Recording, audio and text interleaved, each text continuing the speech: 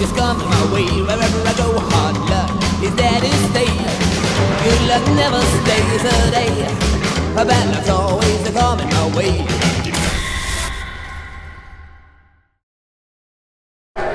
This is not the address of where we are standing in front of right now, but I do find it interesting that it's right next to it, upside down 1134 as hell.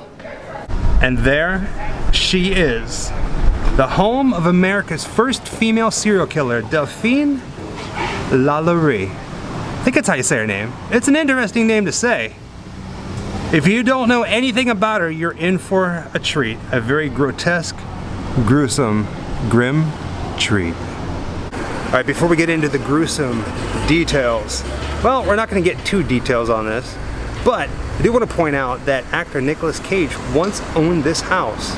He knew what this house was and he still bought it. I'd probably buy it.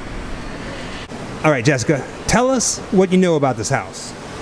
Okay, so we all know that she was a madam, a socialite, and she kept up with appearances. She even had, I believe, two full-grown daughters when she lived in this house.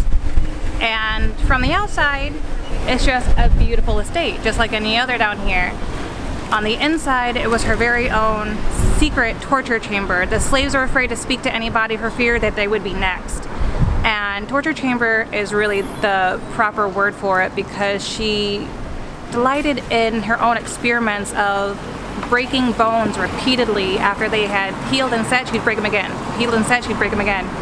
And kept them that way in cages, tight cages, while they healed and then broke them.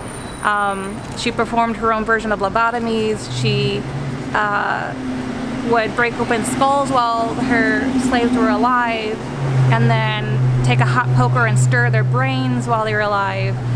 It's very grotesque, it's very sick. I get chills being here knowing what happened in this house. On the outside, so beautiful, and on the inside, a very gruesome tale indeed. For some of you, this may be the very first time that you're hearing this story, but you may have heard it but not realized it. If you've seen American Horror Story Coven, Kathy Bates' character is based off of Delphine LaLaurie. Typically, I bet this place doesn't look like this, but because it is Halloween, they do have it all decked out with some creepy Halloween decorations.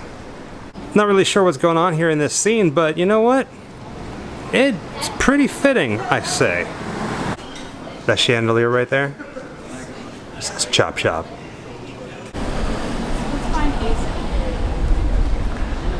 Oh man, this house has so much history. Scary history. Right? Twisted history. Horror. We were here last night and we looked back here. This door that goes into the back courtyard, you can actually look up and see a lot of the building. You really can't see from the front. Let's go back here and check that out. It's a beautiful home. It's crazy. Something so horrendous happened in such a place that was so beautiful. Now, to be fair, I have no idea what this place looked like when Delphine LaLaurie, it's fun to say that, lived here. It might have looked like hellhole, but from what I understand, I mean, she was high class here in New Orleans. So it's probably a really nice mansion like it is today. With bodies on the floor. So that is one detail though that they portrayed differently in American Horror Story, is that they did bodies on the wall in the television show, but in real life she apparently had them buried in the floorboards and all over the floorboards, multiple floors. I think that they're second. Now the tale of how they were caught is actually quite interesting as well. You see, they were throwing a party like they typically do, and one night something in the kitchen caught fire. There are so many different stories about this place. The one that I heard is during that party the fire grew so intensely when everybody came out to the street that we're standing in right now. The fire marshals came, went inside to do some investigating, and they found a room that was locked. They couldn't get inside it. Well, it was customary because of the way the family was. They yelled out to ask the gentleman if he had a key for the room, and he said no, he didn't. So they busted it down, and inside, that's when they found the very first victim.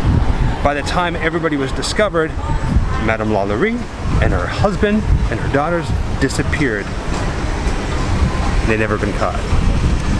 I do want to point out that whenever the murders did happen, this house didn't have a third floor. Well, at the very least, not this third floor. Looked completely different, and it is believed to have burned down during that fire that night. So I debated sharing some of the gruesome details, and as I'm looking up just other facts about her, like her marriage, but I wasn't sure, Michael said that my face, that I should just share it. So if you don't want to hear this, please stop watching right now. But like, I could vomit right now, guys. This is so horrifying. Some of the people, when they were found by the firemen at the time, one woman was found in her own intestines. Mostly I think these were women. They were found with excrement, human or animal, which is poop, in their mouths, and their mouths were sewn shut. Situations like the human centipede kind of thing they found people in. One woman who was in a small cage, her bones had been broken and mended and rebroken so many times that she resembled a crab, a human crab.